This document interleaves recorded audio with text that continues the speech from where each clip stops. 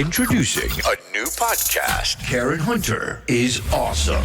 If you like me on SiriusXM Urban View Channel 126, you're gonna love me. And Karen Hunter is awesome. Hey, this is Karen Hunter, host of the Karen Hunter Show on SiriusXM's Urban View. Karen Hunter is awesome is an actual podcast to bring heat and energy and knowledge and power. A 1-2 punch that I don't think you get anyplace else. Tell the truth. So check out the podcast wherever you get your podcast. You will not be disappointed. Karen Hunter is awesome. A new podcast from Karen Hunter. Those of you who live in this country, who get Social Security, who have pensions, who, have a bit of a safety net because you live in America, that may go away. One of the executive orders yesterday rescinded Joe Biden's stop on the pharmaceutical companies of price gouging.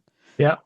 Trump reversed that. And I want to know from people who have who need Medicaid and Medicare, and your health care is paid for by the government, and insulin under Biden was lowered. That's going to be reversed. All of that. It's described.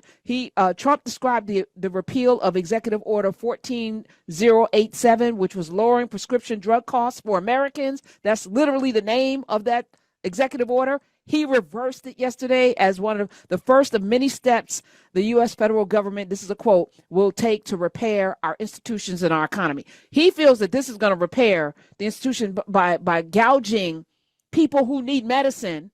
I want to know what the people who voted for him think about that in and of itself. That's the question, right? Like when these things start happening, right? When these things start happening to people, like the cruel thing would be to say, I told you so and watch you sit back. But that would say more about me than it would about them. I want to know, like, do you want, like, what I want to see is when these things start affecting them. Cause like I'm a professor, I have means, right? I can take care of my family. A lot of these things that he's going to do may not affect me immediately. Not personally immediately. And I think that's an important point to make, right? And so when I'm making the argument and saying these things, I'm thinking about the people who are not me. It's because I have empathy for other people, right? And so I would not laugh at you and say, ha, ha, ha, now you got to pay insulin, what I tell your dumb ass, right? I'm not going to do that. I'm going to try my best to, specifically if there are people in my life who this is affected, who also voted for him, I'm not going to be that person. I'm going to be the person that says, okay, I can help you. Right? Because I want to show them, I'm going to model the behavior that should be modeled, right? Like I'm not religious. I've said this multiple times, but 100% believe in the Beatitudes, 100%. Like 10 Commandments, you can miss me with that. But the Beatitudes, you can get me with the Beatitudes, right? Because which one of the 10 are you finding problematic for you? I just like the whole idea of like, do these or you're going to die sort of a thing. That's not what they say. I don't think it says that, but okay. However, and not that I'm just being a contrarian right now. The thing is like the interesting thing about the difference for me between the Beatitudes and the 10 Commandments are people want to focus on these authoritarian things that came from the Bible. Thou shalt not kill, thou shalt honor thy mother and father, love thy neighbors yourself. Like they want to live, they want those, but they forget like, blessed are the meek, blessed are the poor in spirit. Blessed are those who mourn, right? Blessed are those who hunger and thirst for righteousness, right? Like they forget those things, right? And they want to put the 10 Commandments up on the wall, but they don't want to put the blessed are the meek, right? Well, because we've defined meek as beta, and just like woke. People have found a way to twist and turn language and to fit their own weaknesses and insecurities. Like that whole thing with people saying that I had somebody on my social media yesterday, Karen, can you believe this bullshit? Told me that I wish Martin Luther King were alive today because he would congratulate President Trump. The closest thing we had to Martin Luther King alive was John Lewis at the time. And how did he treat John Lewis? Said he was a do-nothing. I'm going to say less about all of that. But the executive order that was overturned, Biden's now defunct executive order, had included initiatives to lower prescription drug costs and grant Medicare the authority to negotiate prices for certain high-cost drugs, as well as introduced a price cap for essential medicines like insulin. That's all overturned. And the repeal of pharmaceutical companies are so happy. They have a greater freedom to maintain profit margins, because isn't that what they're all in the business to do? Not to heal, not to help, but And eggs are still profit. $7. Eggs are still $7 a dozen too, by the way. Oh, well, Trump said he couldn't impact that. That was just a campaign promise that he absolutely had no intent to uphold. Pharmaceutical companies have consistently argued that the higher drug prices are necessary to fund important research and development for their new therapies. And with the rollback of Biden's price reduction initiatives, drug manufacturers now see increased profitability, which could be potentially reinvested into the development of innovative treatments, which is why the stock market was raging today. Why do we, I'm going to quote Cornell Works for West. me. Why do we measure the health of the country based on what the richest people are getting? That's the stock market. Because we are a nation founded for the benefit of wealthy white men. It tracks, Joel Christian Gill. It's the dummies like us who have bought into, we hold these truths to be self-evident, that all men are created equal and endowed with these inalienable rights of life, liberty, and pursuit of happiness, and all. Like we bought into e pluribus unum. We bought into that. Was all propaganda and marketing to protect what has always been here to protect: wealthy. So I heard this white men. I heard this story about there's a Jefferson impersonator who you can hire to come to places and talk to this Jefferson impersonator, and people are always like, President Jefferson, what was it like to write the Declaration of President Jefferson, tell us about your relationship with John Adams. You know what I would say? President Jefferson, you were a pedophile. How do you explain that? That'd be my question to him. Okay. Like I would immediately talk about him being a pedophile. I'm just saying. I think they would usher you out, Joe. But I want you to film you doing that. I will do that. In this America, you're leaving in handcuffs. That I'll put $100 on that. And also, executive order, one of the 200 yesterday, the United States will lead the World Health Organization. What could go wrong there? What could go wrong there with a pandemic that might happen?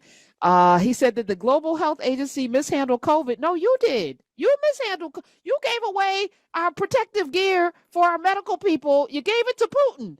You told people to drink bleach and take horse pills and stuff. You deputized people to not wear masks. That was you. That was you. And now you have given us Robert Kennedy Jr., who looks like he might have some liver problems because his coloring is just really off to me. Have y'all checked him? Yes. He's going to get rid of the polio vaccine. Isn't that what he said? He's going to get rid of the polio? Oh my God. How could this go wrong? We're no longer going to be part of the World Health Organization because we can't. Oh, also, he renamed, he said he was going to do it. Hillary was laughing about it, but he did rename the Gulf of Mexico to Gulf of America. That was an executive order. Mexico's laughing, but he did it. He did it. And he also is changing the name of what is this? The 20,000 foot mountain in Alaska, Denali, is going to go back to Mount McKinley. He's done that because President Obama changed it to the name that the indigenous people there called it, Mount Denali. Lisa Murkowski of Alaska, a Republican, she said she is so against restoring the name of Mount McKinley. She said because the mountain was named 10,000 years ago by the native people. It's called Denali, which means the Great One. She was like, "That's the name." So you got Lisa Murkowski saying. This is the thing, though, right? It's vibes, right? This is all vibes. Like, there's no executive order to put a halt on, the trading of commodities so that food prices will come down. That could have been a thing, right? You can do that's an executive order you can do, right? That's something that you could do that will immediately affect the price of price gouging, right? He could have done that. He didn't do that, right? He could have immediately, he could have done something. This is why I want to embrace states' rights. I want the people in Oklahoma. I want California to keep more of California's money so they don't have to ask the federal government for money for help for fires. Let them keep their money. If they had an economy by themselves, they would have the third largest economy in the world. Let them keep more of their money. Stop sending it to Oklahoma and Mississippi. Let Mississippi and Oklahoma bootstrap themselves up. My opinion. Let's do Arkansas. Leave Mississippi out of it. Mississippi has the largest per capita number of Black people. Mississippi needs us to come there. But let's put Alabama and Arkansas.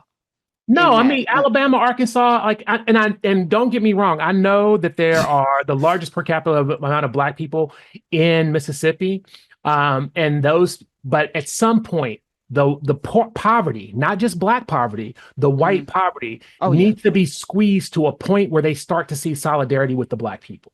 They need to start seeing that, because these poor white people are looking at themselves and they see a billionaire who shits in a golden toilet, and they think that this is the guy that's like them, when they are more like those black people who are on the other side of the train tracks. Correct. They are way more like those people, and they need to find. This is the thing that Americans lack, is social solidarity. Right. I agree. And it's because of the legacy of slavery. We lack social solidarity and a class consciousness that understands that the wealthy, the elite, look at them. They were all at the inauguration. All the most wealthiest people in America were all, they are all in the same boat. They know, right? Including the owner of TikTok. How was he sitting next to, anyway? I understand a lot of the things, is I understand they're playing a game too. But we're the pawns on the board. So that we need to not do that. Let's stop playing. Let's stop being on the board. Introducing a new podcast. Karen Hunter is awesome. If you like me on SiriusXM Urban View Channel 126, you're gonna love me. And Karen Hunter is awesome. Hey, this is Karen Hunter, host of the Karen Hunter Show on SiriusXM's Urban View. Karen Hunter is awesome is an actual podcast to bring heat and energy and knowledge and power. A 1-2 punch that I don't think you get anyplace else. Tell the truth. So check out the podcast wherever you get your podcast. You will not be disappointed. Karen Hunter is awesome. A new podcast from Karen Hunter.